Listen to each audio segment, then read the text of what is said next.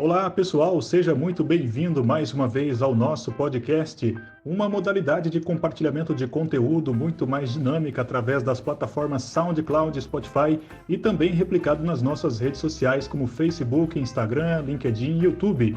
E hoje o tema do nosso podcast é sobre crimes digitais na vida real e roubo de dados.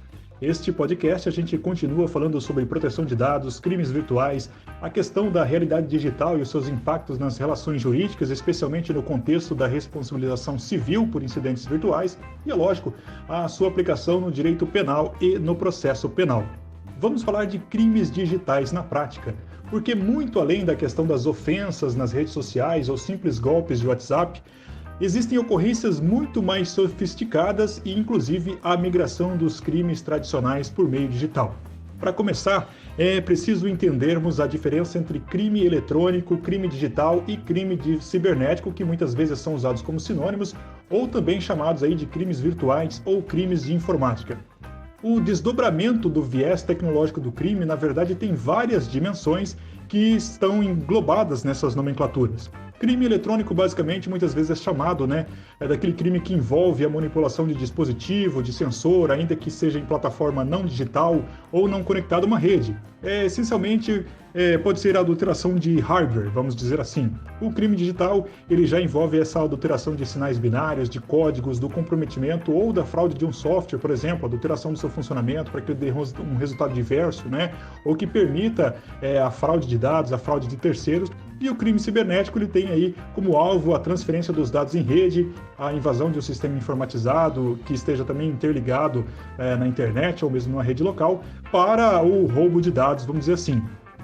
O crime de informática, na verdade, ele pode envolver a fraude eletrônica, a fraude em hardware, a fraude digital, que é a fraude em software, e a fraude cibernética e a fraude, que é essa fraude em rede. Então, assim, na verdade, são várias dimensões e muitas vezes eles podem até se confundir e por isso que muitas vezes essas nomenclaturas são usadas como sinônimos, crimes digitais, virtuais ou crimes de informática aí. Inclusive, também é necessário a gente separar que esses crimes podem ser crimes próprios ou crimes impróprios. O que seriam esses crimes próprios? Seriam crimes relacionados ao acesso ou manipulação indevida de dados em sistemas, a violação, a adulteração, São crimes digitais próprios, aqueles que têm como alvo o funcionamento desses sistemas para fins ilícitos ou golpes. Então, na teoria, eles dependem de um aparato digital para que ocorram. Eles só existiriam e passariam a existir aí com o surgimento da informática. E os crimes impróprios são os crimes em que o computador, a internet, o celular acabam sendo usados aí como instrumento do crime, como ferramenta. Todo crime na vida real, digamos assim, poderia nesse sentido ser executado por meio digital ou utilizando aí em algum grau as suas ferramentas.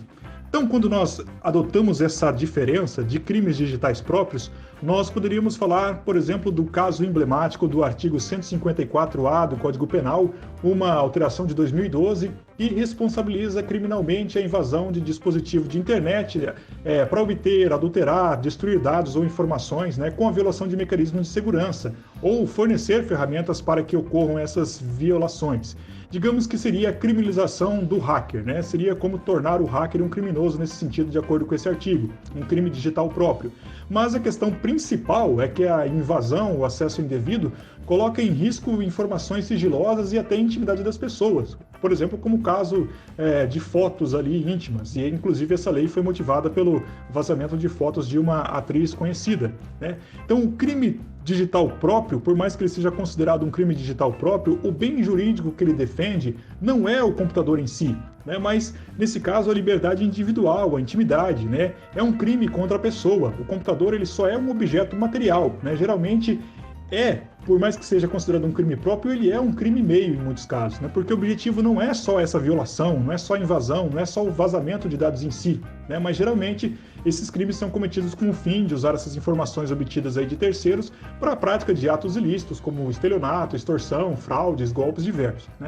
Um outro exemplo que a gente tem de crime, que é chamado de crime digital próprio, é o crime do artigo 313-A do Código Penal, quando um funcionário público ele acaba registrando dados falsos em sistemas de informações e o objetivo é ter aí uma vantagem indevida, ou para causar prejuízo para outro ou até a própria administração pública. É um crime contra a administração pública, é uma modalidade especial de ocorrência por meio digital de um crime, mas na verdade ela também pode ocorrer de outra forma. E uma outra alteração muito recente, para a gente dar exemplo do que pode ser chamado de crime digital próprio, foi a alteração que nós tivemos agora no final de 2019, começou a valer em 2020, a alteração do artigo 122 do Código Penal, que fala do induzimento, a instigação, auxílio ao suicídio, né, que é um crime contra a vida, foi alterado agora no fim do ano passado, como dito, né, e no contexto das leis que acompanharam o chamado pacote anticrime. Essa alteração no artigo 122 passou a criminalizar também o induzimento, a instigação, auxílio à automutilação, com destaque para a questão de desafios virtuais, né, que motivaram essa alteração da lei, né, para penalizar quando ocorre esse tipo de infração pelas redes sociais, né, um crime que seria digital próprio, né. Então, caso inclusive esse desafio resulte em lesão corporal, a gente tem essa criminalização desse induzimento à automutilação, né? Mas caso resulte em lesão corporal gravíssima ou morte, a pessoa responsável pelo crime, o agente, pode se responder inclusive por esses crimes, incluindo aí o homicídio. Mas a questão é que até mesmo os crimes digitais chamados próprios, eles têm um bem jurídico protegido que é real, né? Um bem jurídico concreto. Ele não se trata aí de um crime contra o computador, um crime por causa do computador, mas ele acaba vitimando, em último grau, se a gente for considerar assim, pessoas reais. A gente pode dar um exemplo aqui, a gente falou, são crimes que por fim, vitimam pessoas reais, né? Por mais que sejam próprios da internet, surgiram com a internet ainda assim, mas em último grau podem ser até crimes meios, né? Mas vamos a um exemplo aí de um crime genuíno da tecnologia, né? Um crime genuíno de tecnologia, vamos dizer assim, não é nem tão novo assim. Lá na Lei Geral das Telecomunicações de 1997, nós temos o artigo 183 dessa lei, que dispõe, né, que é crime explorar clandestinamente atividades de telecomunicação, sinal de telefonia, internet, mas o objetivo da lei é garantir à população um serviço de telecomunicação adequado, né? Então seguro e acessível. E é isso que essa lei protege, a segurança das telecomunicações, né? E tem tudo a ver com a defesa de questões de economia e questão da privacidade das pessoas. Então, assim, são muito mais outros exemplos que a gente pode ter, né? Mas o problema está com a visão que nós temos desses chamados crimes digitais próprios. Como eles, em tese, né, dependem da questão tecnológica, em certo grau aí mais avançada, nós achamos que eles não estão próximos tão assim de nós, né, e que dificilmente seremos vítimas e muito menos poderemos aí, eventualmente praticar esses crimes, né. A questão é que estamos, sim, envolvidos com crimes digitais próprios, né, mais provavelmente do que nós imaginamos, né. Quando a gente volta à questão do artigo 154A, né, com acesso não autorizado, invasão de dispositivo, vazamento de dados, vamos dar o caso, por exemplo, de um celular que é levado para consertar e alguém mal intencionado lá dentro, um técnico, eventualmente vaza fotos íntimas que estão nesse celular, né. O responsável, lógico, que cometeu esse crime, responde pelo crime, mas até com uma consequência ampla aí da responsabilidade civil, a empresa ela pode ser responsabilizada, né, pode recair sobre ela o dever de indenizar terceiros pelos danos causados pelos seus prepostos colaboradores em geral que cometeram esse ilícito. Um outro exemplo também é quem compartilha essas imagens vazadas aí em grupos de WhatsApp. Isso tem tudo a ver com a questão da proteção de dados, né? A pessoa que acaba, né, no caso da invasão, se utilizando de uma falha de políticas de segurança, de acesso em um sistema para realizar esse acesso indevido, né? E ter acesso, por exemplo, a informações financeiras de um cliente para causar danos a ele. Então, assim, vazar esses dados e fornecê-los a terceiros também pode ter o fim de obter uma vantagem, né? Mas é muito mais provável que nós estejamos envolvidos em crimes digitais impróprios, né? Seja como vítimas, sejam como autores. A principal questão que envolve os crimes digitais impróprios, a gente fala muito de crimes contra a honra, né? Então, hoje, muito materializados aí nesse contexto das fake news, né? Um grande problema também é que, geralmente, quando se fala em crimes digitais, né, se fala de modo raso, e geralmente só se fala em ofensas na internet, nas redes sociais, né? Como se fosse um crime digital por excelência. Mas o fato que esses são apenas alguns meios de se cometer, nesse caso aqui de crimes contra a honra, calúnia, difamação, injúria, hoje utilizando a internet, né? Mas são crimes que sempre existiram e podem ser cometidos pessoalmente pelo rádio, pela TV, ou até por carta, né? Então, ou a gente fala assim, crimes como golpes pelo WhatsApp, como se os golpes tivessem surgido com o aplicativo, né? Mas é só uma modernização dos antigos golpes aí de bilhete premiados, né? Do envelope de depósito na fila do banco, etc.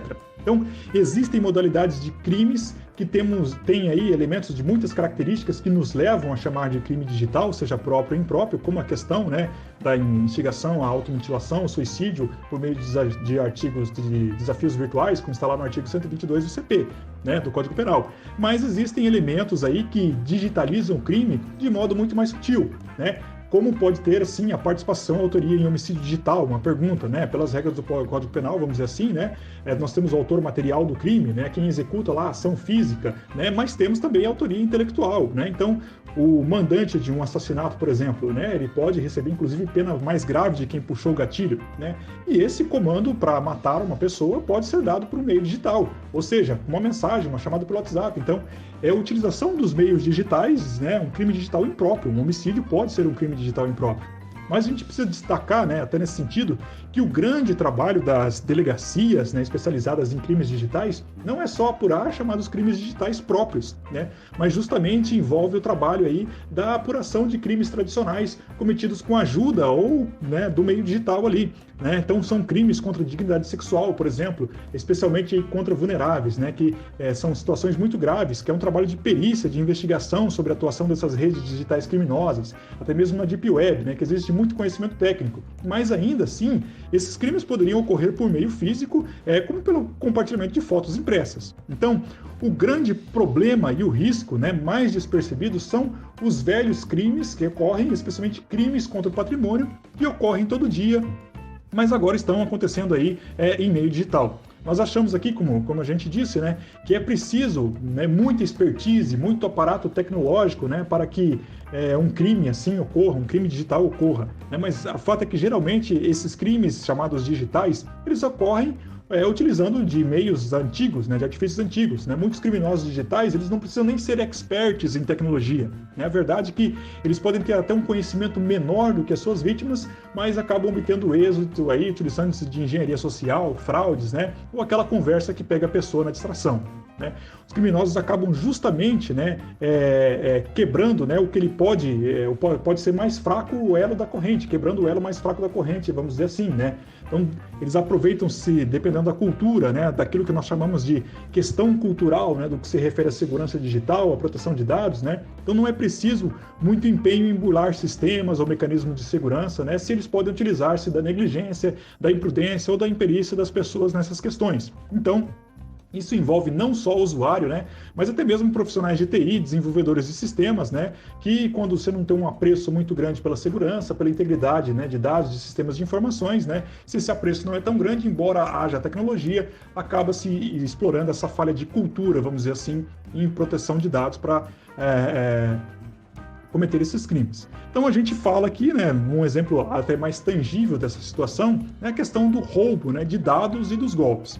Até falar assim que a questão de roubar dados, por mais que seja uma expressão muito utilizada, ela é uma impropriedade técnica, vamos dizer assim, uma impropriedade técnica jurídica, né? Porque se nós formos utilizar, verificar lá o roubo de acordo com o artigo 157 do Código Penal, né? Ele tem a ver com subtrair algo mediante violência ou grave ameaça ali direta à pessoa, né? Ou seja, é arrancar da pessoa força, seja pela violência direta ou pela violência ali que impossibilita a resistência da pessoa, né? Por isso até se fala assalto. Então, é complicado tecnicamente falar aí em roubo digital, né? Mas nós podemos dar como exemplos muito práticos a questão de um furto digital, de uma extorsão digital, né? Ou de um estelionato digital e até de uma apropriação indébita digital. Nós falamos aí o furto, artigo 155, extorsão, o artigo 158, estelionato, o artigo 171 e a apropriação indébita aí como exemplo, o artigo 168 do Código Penal.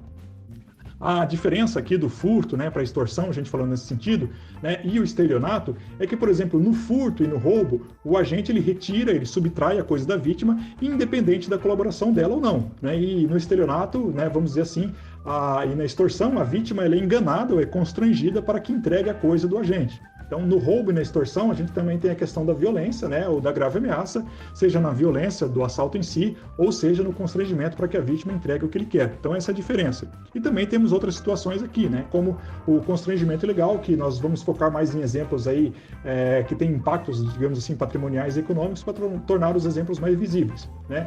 Mas enfim, não acreditamos aqui em roubo digital propriamente dito. Então, e temos aqui falar, por exemplo, da diferença do furto para apropriação indébita, que pode ocorrer, né, no meio digital, é que no furto, por exemplo, né, como no roubo, o agente ele se apossa do bem de imediato, subtraindo, retirando da vítima ali, né, o bem, né, que no caso do furto, às vezes a vítima só vai saber que perdeu, né, a coisa depois que percebe a falta. E na apropriação indébita ali, inicialmente, a apropriação indébita, a vítima ela confia aquela coisa ao agente, seja porque depositou, né, aquela coisa com ele para que ele guardasse, né, ou seja porque emprestou e depois o agente trai a confiança da vítima e não devolve mais essa coisa.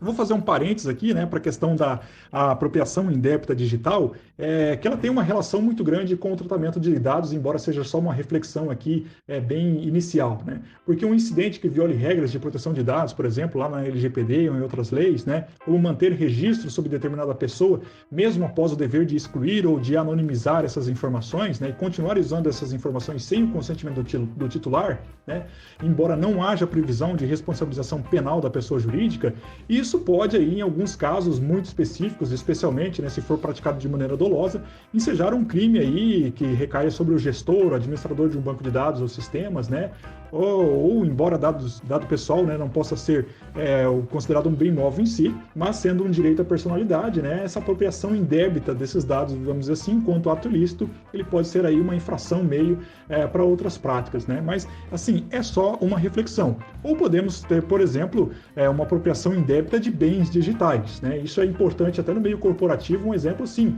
como uma empresa prestadora de serviços de TI, né, através de um ato abusivo de um de seus gestores ou de um profissional responsável pela administração de um domínio de internet, o endereço de um site, ou de uma conta em rede social, um colaborador, né, que acabe fazendo isso, ele pode, por exemplo, ter acesso à senha, e resolver simplesmente ficar com esse domínio para ele e não devolver, né, uma coisa que ele tinha a obrigação técnica de administrar e depois ele fala, não, vou ficar com o seu domínio.com.br para mim. É um exemplo aí de uma reflexão que a gente faz do que pode ser uma apropriação indébita digital.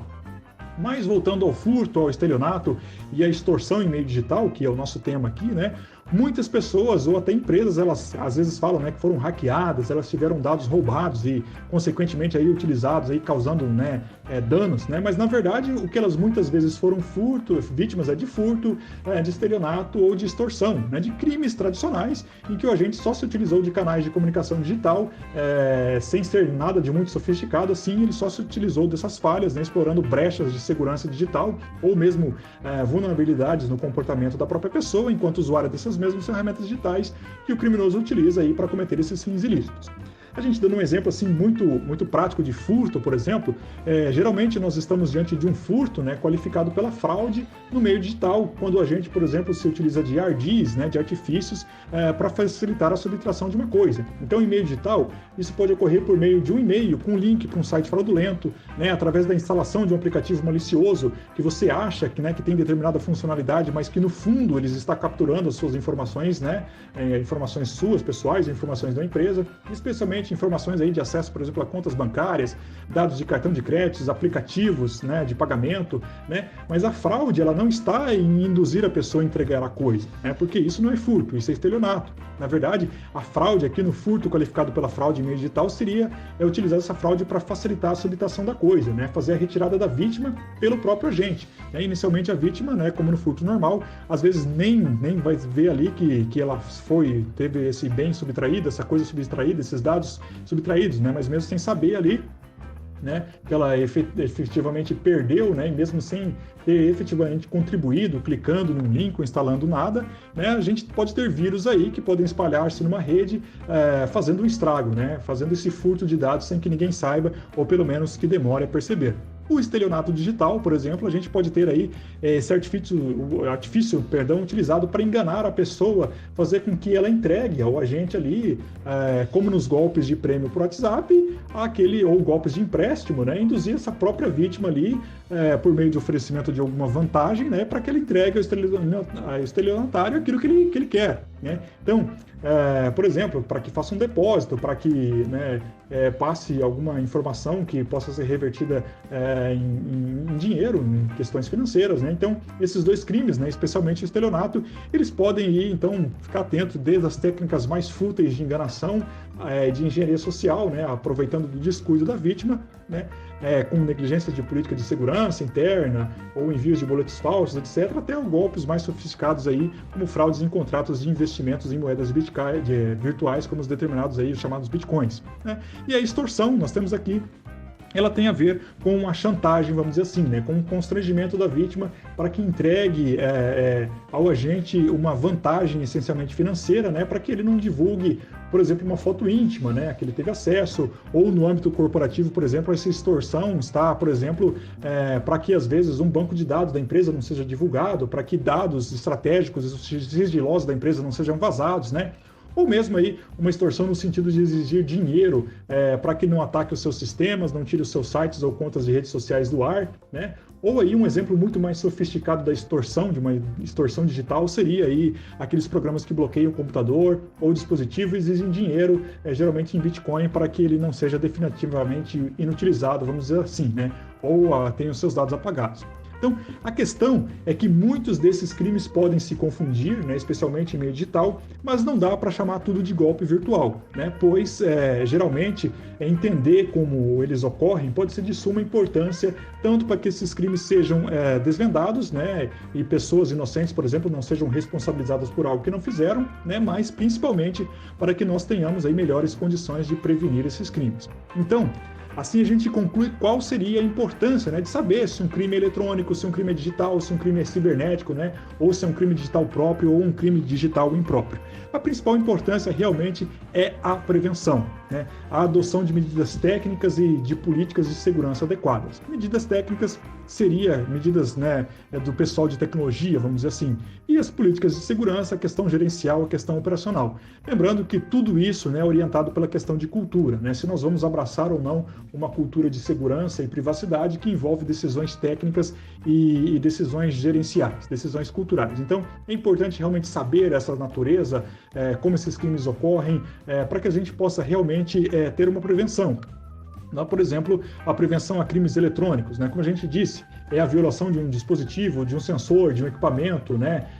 De dosagem numa fábrica, por exemplo. Então, essa prevenção está ligada à confiabilidade, à qualidade dos equipamentos, à qualidade da estrutura tecnológica, especialmente de hardware da empresa.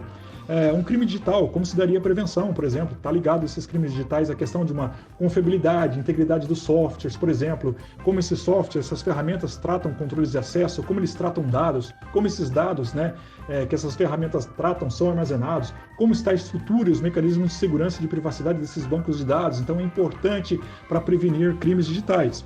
Crimes cibernéticos, né? Então, como que está a confiabilidade dos canais desse tráfego de dados, né? Da rede, né? Por meio de uma rede local, das internet, por exemplo, por meio da própria internet, né? Melhor dizendo, se as integrações com terceiros são de fato seguras, né? Tem uma integridade nesse tráfego de dados, como está a questão dos serviços em nuvem, né, e várias outras coisas, né? Então, como é essa questão do fluxo de dados numa empresa, seja internamente, seja externamente, né? Como eles estão sendo compartilhados, quais são as políticas de acesso, né, numa determinada organização. Então, é importante, né, para cometer crimes cibernéticos. Dando um exemplo aqui concreto, né? Como vamos aí prevenir crimes como um furto digital, né? Esse furto, como a gente falou, o furto das informações pode ocorrer clicando num link para um site fraudulento ou instalando um programa malicioso. Então, e isso precisa ser revisto, né? Para que sites que podem ou não podem ser acessados sejam configurados, né? Para que programas que possam ser utilizados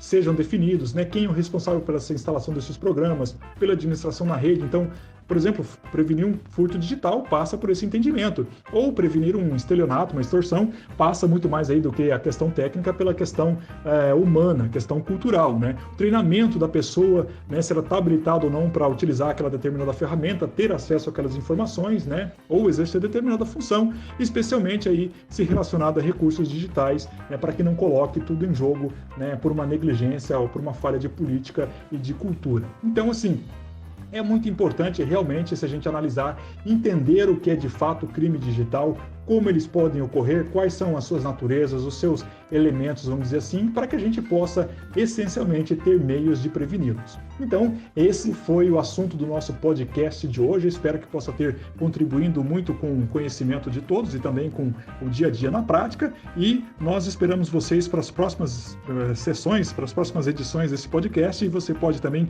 compartilhar, como eu disse, acompanhar no Spotify, no SoundCloud ou também nas nossas redes sociais. Muito obrigado e até o próximo.